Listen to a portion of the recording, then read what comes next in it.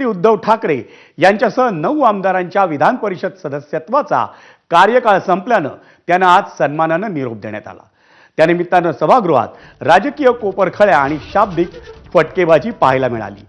विशेष म्हणजे उपमुख्यमंत्री आणि उद्धव ठाकरेंचे एकेकाळचे सहकारी एकनाथ शिंदे यांनी आपल्या भाषणात उद्धव ठाकरेंचा उल्लेख हा साहेब म्हणून केला, पण एकनाथ शिंदेंनी शिवसेनेत केलेल्या बंडामुळे उद्धव ठाकरेंच्या मनात त्यांच्याविषयी निर्माण झालेली अडी अजूनही कायम असल्याचंच दिसून आलं। उद्धव ठाकरेंनी आपल्या निरोपाच्या भाषणात एकनाथ शिंदेंचा नामोल्लेख टाळून आपल्या मनातला राग व्यक्तही केला आणि त्यानंतर विधान परिषद सदस्यांच्या झालेल्या फोटो सेशनच्या वेळी एकनाथ शिंदे आणि उद्धव ठाकरे या दोघांनीही एकमेकांना पाहूनही न पाहिल्यासारखं केलं। गेल्या वर्षी अंबादास दानवे यांच्या निरोपाच्या फोटो सेशनमध्येही त्या दोघांनी एकमेकांना टाळलं होतं।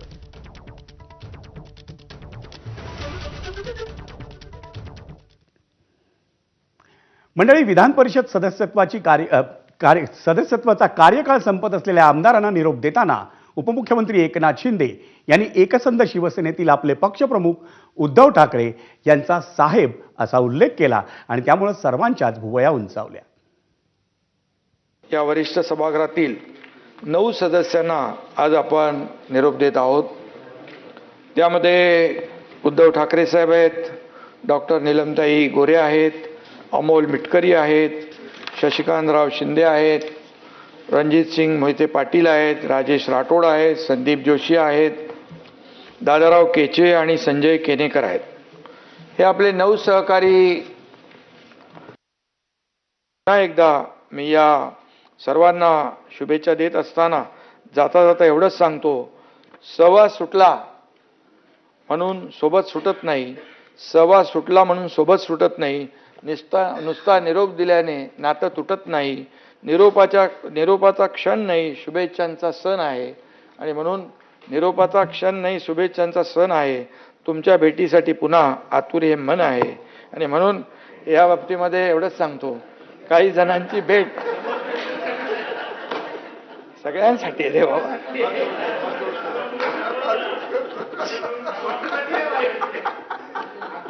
अरे आता हे निरोप समारंभाला बघा, वाईट बोलायचं नसतं, चांगलं बोलायचं असतं। तिळगुळ घ्या, गोडगोड बोलतो आपण ना, तर सगळ्यांसाठी चांगलं आहे। आपण एकनाथ शिंदेंना ऐकलं, पण मुख्यमंत्री देवेंद्र फडणवीसांनी निरोप समारंभाच्या या भाषणात उद्धव ठाकरेंची स्तुती केली, पण त्याच वेळी त्यांना थेट कोट्याधीश ही उपाधी देऊन टाकली। पु ल देशपांडे यांच्यानंतर हा मान उद्धव ठाकरेंचा असं सांगण्यासही ते विसरले नाही। एक गोष्ट आहे की पु ल देशपांडेंना कोट्याधीश म्हणतात, पण पुलंनंतर जर कोट्याधीश ही उपाधी कोणाला द्यायची असेल तर ती मी उद्धवजींनाच देईल। हा अर्थात नाही, ते कागदांच्या नाही, शब्दांच्याच। उद्धवजींचा जो काही स्वभाव आहे, त्यांचं जे व्यक्तिमत्व आहे, यामध्ये राजकारण थोडं कमी आहे। म्हणजे मुळात मला असं वाटतं की त्यांचा स्वभाव राजकारणी नाही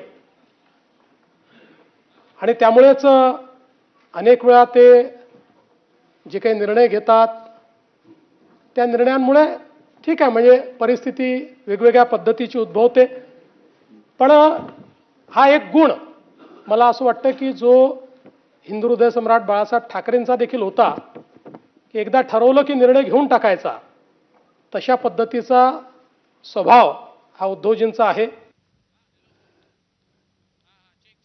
आपण आता देवेंद्र फडणवीसांनाही ऐकलं, पण मुख्यमंत्री देवेंद्र फडणवीसांनी शेरो शायरीमधूनही उद्धव ठाकरेंना टोला लगावला आणि त्याला उद्धव ठाकरेंनी अगदी हजरजबाबीपणानं उत्तरही दिलं। मला केवळ एक शेर या ठिकाणी ऐकवायची इच्छा आहे। 260 259 आजचं जे राहिलेलं कामकाज आहे,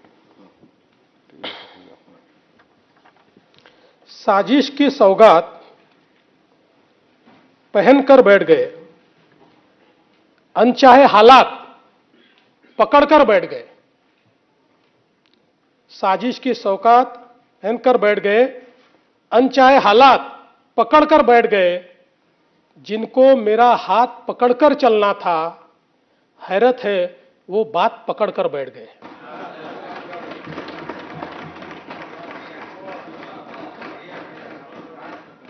पण ठीक आहे, आता कुठलाही आपला रस्ता असला तरी तुम्हाला खूप शुभेच्छा आहेत. तुम्हाला उत्तम आरोग्य मिळो, तुमचं नेतृत्व अशाच प्रकारे सगळ्या पक्षाला मिळत राहो आणि राजकारणामध्ये तुमची प्रगती होत राहो, अशा प्रकारच्या शुभेच्छा. 6 वर्ष यावं की नाही हा ज्याचा त्याचा प्रश्न आहे, पण निरोपाच्या दिवशी मात्र अवश्य यावं. कारण आपल्याबद्दल जे काय ऐकायला मिळतं ते ऐकल्यानंतर अरे तुमच्या मनात हे होतं हे या दिवशी कळतं. तसं पाहिलं तर माननीय मुख्यमंत्री महोदय, आपण जे बोलत ते अगदी खरं आहे. माझा पिंड हा राजकारणाचा नाहीये. माझा मूळ स्वभाव हा कलाकाराचा आहे. आणि एवढं उत्तम वर्णन तुम्ही केल्यानंतर, एवढं तुम्ही मला जवळून ओळखता म्हटल्यानंतर, ऐसी कौन सी बात थी कि और किसी का हाथ पकड़ना पड़ा.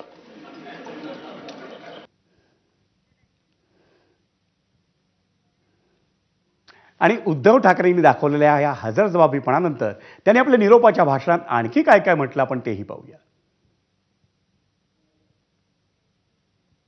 मित्र कोण आणि शत्रू कोण गणित साधे कळले नाही. नाही भेटला असा कोणी ज्याने मला छळले नाही. रुसून राहिले माझ्या अगदी जवळचेच पण मी कोणाला कळलोच नाही. हे सुरेश भटांची कविता आहे.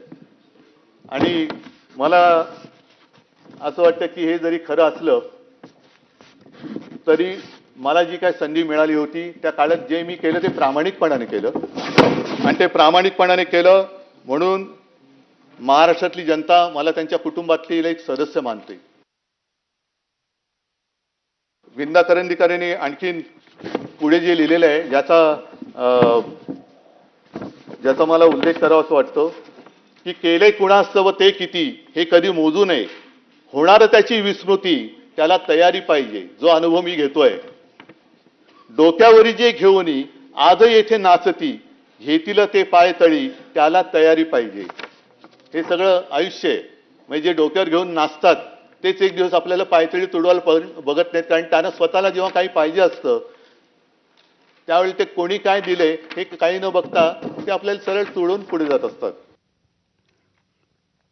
आणि आता बोलूयात पुढच्या बातम्यांकडे.